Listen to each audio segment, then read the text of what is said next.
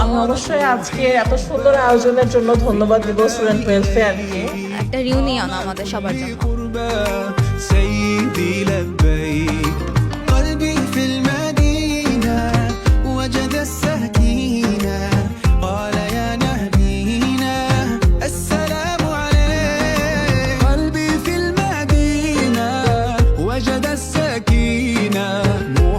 আমাদের founder Hannan Firoz sir উনি চাচ্ছিল যে আমাদের ইউনিভার্সিটির ভিতরে একটা ইউনিটি হোক স্টুডেন্ট বডির মধ্যে।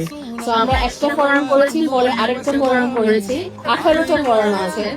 তো আমি গত বছর একটা রিকোয়েস্ট রেখেছিলাম সেটা ফোরামদের কাছে যেন তোমরা একসাথে ইফতার প্রোগ্রাম করো, যেন আমরা আসলে আসতে পারি, কারণ আমরা এতগুলো ফোরামের প্রোগ্রাম আসলে যাওয়া সম্ভব না।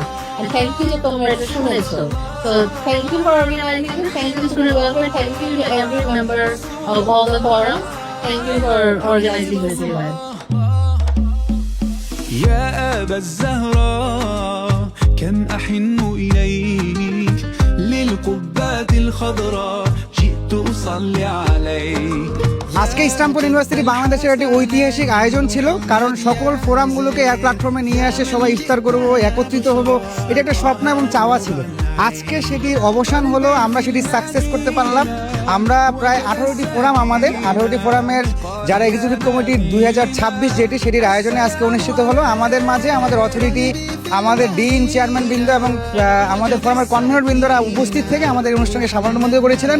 ধন্যবাদ যারা আয়োজন করেছেন। এরকম বিষয়গুলো আরও আয়োজন হবে ইসলামপুর ইউনিভার্সিটি বাংলাদেশে আরও পরিসরে, বড় পরিসরে, এই প্রত্যাশা। عليك يا رسول الله صلوات الله وسلامه عليك